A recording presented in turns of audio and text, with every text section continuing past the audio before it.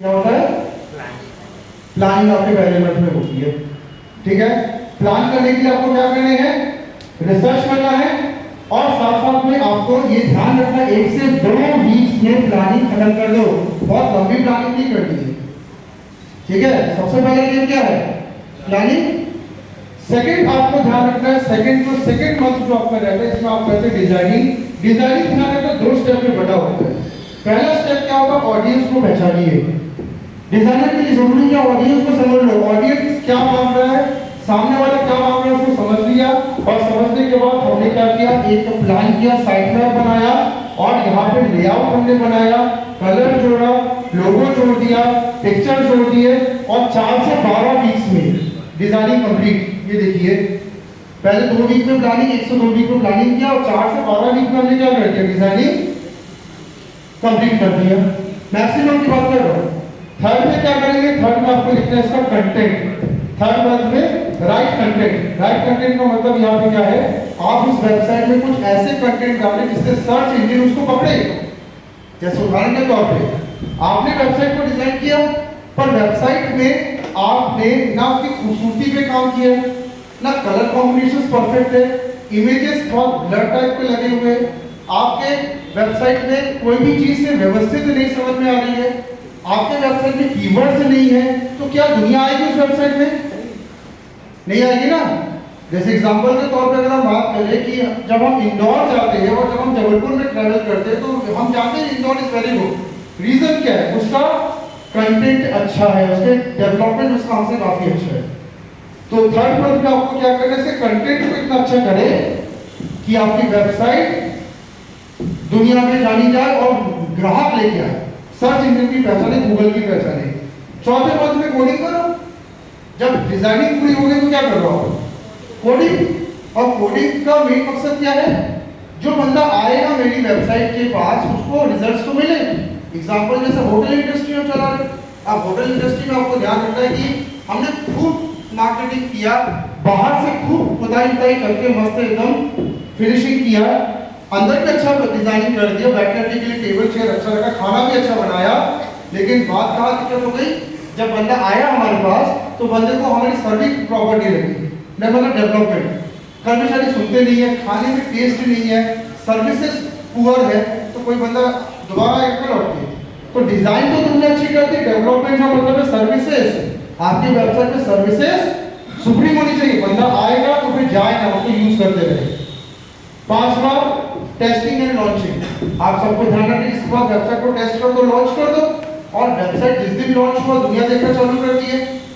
6वें में हम मेंटेनेंस का काम करते हैं। मेंटेनेंस का मतलब है कि आपकी वेबसाइट पूरे जीवन मेंटेनेंस मांगती है। जैसे रोड्स बनती है, मेंटेनेंस मांगता है, हम बिल्डिंग कंस्ट्रक्ट करते हैं, मेंटेनेंस मांगता है, आपकी बॉडी भी तो मेंटेनेंस मांगती है।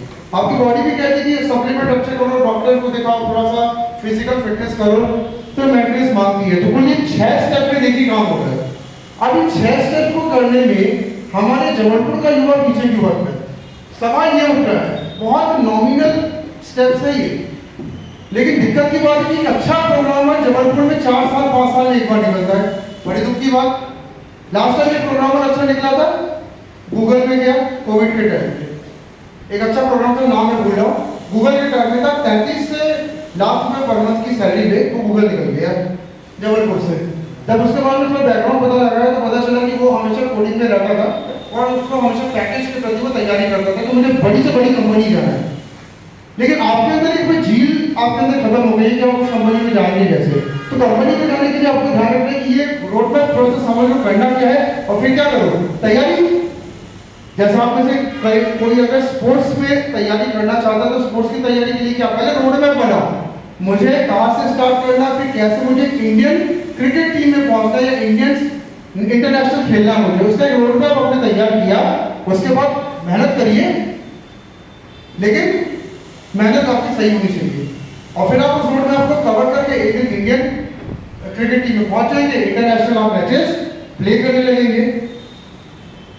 फाइनली एट एंड यहाँ पे हम फुल स्टैक डेवलपर पे एक बार फिर से चर्चा कर रहे हैं और उसकी आप सैलरी की बात कर रहे हैं। जब मैं शहर में बात करता हूँ कि कुछ नया सीखे तो लोग कहते हैं सर सैलरी कहाँ है? सर पटवारी की सैलरी कितनी रहती है, कलेक्टर की सैलरी कितनी रहती है, सर जी गवर्नमेंट ऑफिशियल्स की सैलरी भी रहती है, और ये भी मैंने सोचा कि ऊपर से भी पैसा मिलता है। सर हमारे शहर में ये रटा दिया गया कि सरकारी सैलरी देती है, बाकी प्राइवेट कंपनी एमएनसी में सैलरी नहीं है।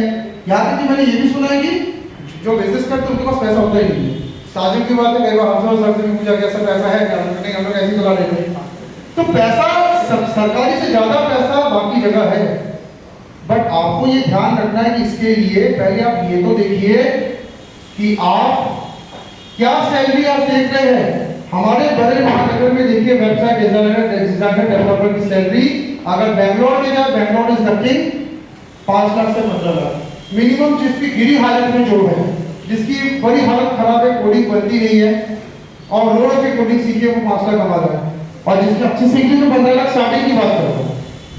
मुंबई में जाइए 4.5 लाख से 12 लाख पहुंच रहा है मुंबई में, पूना में जाइए 4 लाख से 10 लाख तक पहुंचा रहा है, हैदराबाद में 3.5 लाख से 10 लाख पहुंच रहा है, दिल्ली में 4.5 लाख से 10 लाख पर ईयर पहुंच रहे हैं, चेन्नई में 4 लाख से 9 लाख पहुंच रहा है, कोलकाता में 3.5 लाख से 8.5 लाख रुपए तक सैलरी को पहुंच रहा है हर साल।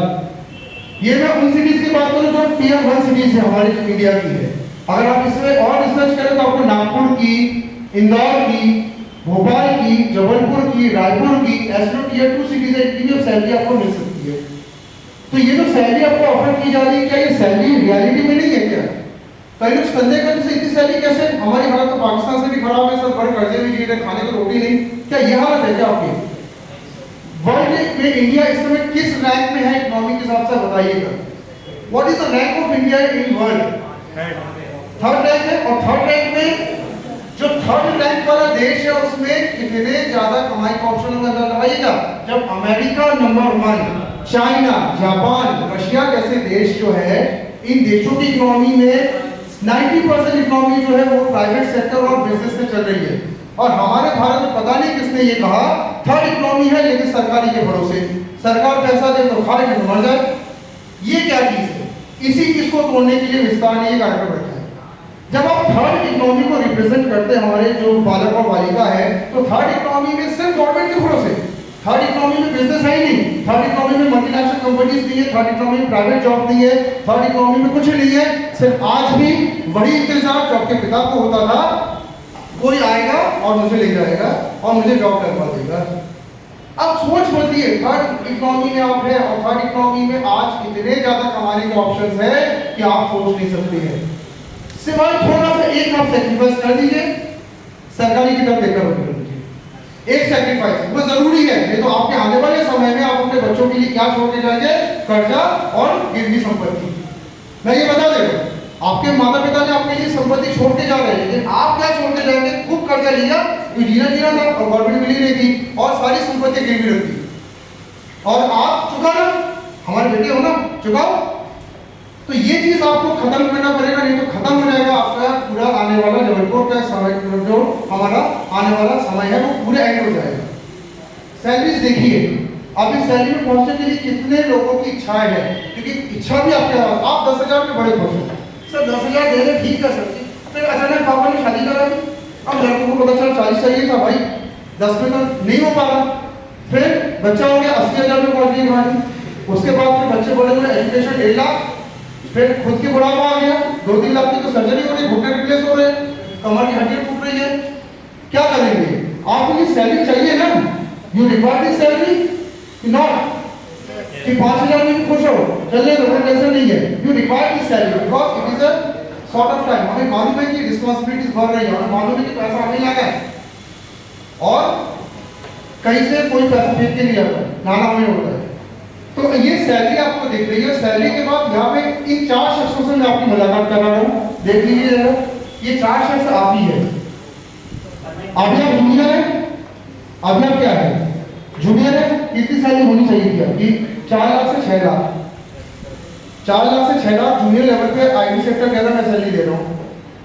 अब आप कहेंगे सर जी जबलपुर में 5 लाख की नौकरी मिल रही है, जाके बैठ जाएगा 12 घंटे के लिए, हमने बैठे कोई टेंशन नहीं, 5,000 की नौकरी करो 12 घंटे के लिए, और जिस दिन तुम्हारे घर में अगर कोई मुसीबत आ गई तो 5,000 वाले से बापू कहता है थोड़ा पैसा दे दो, तुम्हारी मम्मी की तबीयत खराब है, तो 5,000 रुपये में महीना नहीं चलता, माँ का क्या देती? तो आपने कहा अच्छा, तो तुम 12 साल से 5,000 में अटके हो, बहुत बढ़िया। तुम्हारी सैलरी क्या होनी चाहिए जूनियर लेवल पे? कितना दिख रहा है? 4 लाख से 6 लाख। और आप अभी कहाँ बैठे हो? कोई सीए क्या काम करता है, ठीक है, कोई डॉक्टर क्या बैठ जाता है असिस्टेंट बनकर, सर जी 5000 दे दो, ठीक है, कोई लॉयर क्या बैठ गया 3000 चलेगा सर जी, कोई राशन की दुकान में राशन तोड़ता है आईटी करते हैं। मैं कहता हूं ये क्या चल रहा है भाई, मजाक चल रहा है? आपने एमसीए किया, एमसीए करने के बाद बंदा क्या करता है, माल बेचता है, सेल्स कर रहा है, भाई गलत चीज है। अगर आप अपने सेक्टर में गए तो 4 से 6 लाख रुपए आपको जूनियर लेवल में आईटी दिया जा रहा है, मिड लेवल। अब ये एक पर्सन आया जिसमें देखो टाई पहन के पर्सन मस्त खड़ा बैठ में आके, जूते देखो बहुत अच्छे हो गए, देख रहा है, ठीक है। आपकी भी ऐसा ना, अभी आपकी हालत कैसी, वो लेफ्ट टाइप कुछ भी पहनो, हरा पैंट पहन लिया और लाल टाइप का शर्ट पहना, कोई सिस्टम समझ में नहीं आ रहा, चलिए तो ठीक है। आप यहाँ पे मिड लेवल को देखो भाई, मिड लेवल थोड़ा सा टाई शाई में आ गया, टाई शाई में आया, सैलरी कितनी 6 लाख से 9 लाख। एक मिड लेवल की सिटी की बात करो, इतना वो कमा रहा है। अब कॉन्फिडेंस आया थोड़ा सा, अब जब 9 लाख रुपए लगभग मिलने लगा तो आपको लगा कि आपको थोड़ी घर भाई थोड़ा सा मैं घर में चीजें अच्छी कर लूँ, एक अच्छी गाड़ी में ले लूँ, ठीक है। इसके बाद आए सीनियर लेवल में देखो आपके लैपटॉप की आगे बकायदा फाइल लेके एक महिला दिख रही है यहाँ पे, तो मैं महिलाओं के लिए भी है। तो जब सीनियर लेवल को देखो तो सीनियर लेवल वहाँ से 15 लाख रुपए कमा रहे, मस्त है जिंदगी, ठीक है। और आपको ध्यान रखना है कि आप ये टारगेट करोगे सर ये सीनियर लेवल तक तो नसीबों कम से कम, जो सीनियर लेवल पहुंच के मतलब ये है कि कम से कम अब मैं अपने होने वाले लाइफ पार्टनर, बच्चों की जिंदगी, अपने माँ बाप की जिंदगी को ठीक से मैनेज कर सकता हूँ। और उसके बाद सबसे हाई लेवल पे लीड, जिसको हम कहते हैं टीम का कप्तान, आर्किटेक्ट 15 लाख से 25 लाख बढ़िया है, जहां पे आपका उद्देश्य होना चाहिए कि मैं कम से कम लीड तक पहुंच जाऊं। तो एक बात ध्यान से सुनिएगा, जबलपुर माइंड सीखता है, इसलिए आपको नहीं लगता कि ये सब सपने हैं, हकीकत नहीं होते। लेकिन जब आप इंदौर जाते हैं तो आपको इससे बड़े सपने दिखते हैं, बैंगलोर में तो और बड़े सपने दिखते हैं, कभी जाइए बाहर। तो आपका मेन एम क्या होना चाहिए कि मैं आने वाले 10 सालों में लीड तो बन जाऊं। रही है लीड क्यों बनूं मैं? नीचे फिगर्स क्या दिख रहे हैं, 15 लाख से 25 लाख। और 15 लाख से 25 लाख अगर आपकी सैलरी हो जाएगी तो क्या आपको अपने पिताजी के जमा हुआ रकम, मकान के लिए लड़ना पड़ेगा क्या? जैसे पिताजी ने 20 लाख रुपए जमा करके गए थे, फाइट कर रहे हो 20 लाख मिल जाए मुझे, क्योंकि मैंने तो कैसे किया ही नहीं। मकान पिताजी का था, रास्ते में आ जाएंगे। मेडिकल फैसिलिटीज आपके पास नहीं है, आपके पास बच्चों को शिक्षा देने का पैसा नहीं है। कम से कम आप ये सोचिए, लीड बनने का सोचिए, क्योंकि आपको ध्यान रखना है महंगाई बहुत तेज बढ़ रही है और कॉस्ट ऑफ सर्वाइवल जो है ये इतना ज्यादा हो गया है कि आपको ये ध्यान रखना है कि आने वाला समय आपके लिए बड़ा दिक्कत वाला हो सकता है। फाइनली अब मैं यहाँ पे सेशन को टर्मिनेट कर रहा हूँ। मैंने आपको एक पिक्चर बताई, इस पिक्चर का मेन मोटिव क्या था? आपको ये बताना कि डेवलपर में कहाँ तक आप जा सकते हैं, कहाँ तक आप पहुँच सकते हैं। लेकिन ये जो सेशन है, इस सेशन में सवाल ये आपको अपने से पूछना पड़ेगा कि आप खुद को कहाँ ले जाना चाहते हैं, क्योंकि जब अगर आप नहीं जा सकते तो आपको भगवान भी नहीं जा सकता। और मैं आपको टर्मिनेशन पॉइंट पे एक चीज बता दे रहा हूँ, इस दुनिया की एक बहुत बड़ी वर्ड है जिसको हम कहते हैं रिस्पॉन्सिबिलिटी। इस वर्ड से सामना जल्दी ही आपका होने वाला है और इसके लिए जरूरी है कि आपका कैरियर मजबूत हो। अगर कैरियर लूज रहा तो रिस्पॉन्सिबिलिटी ने कईयों को आत्महत्या करने के लिए प्रेरित किया है। कुछ नहीं कर पाए, क्या कर सकते हैं? तो आप जाग जाइए, नहीं तो आने वाले 10 साल 15 साल में बहुत बुरी स्थिति में आप जाएंगे। तो आज के ये सेशन में एंड करता हूँ। आप सबका धन्यवाद कि आप लोग सभी आए और अपने अब सवाल जवाब होंगे। अगर आप 15 मिनट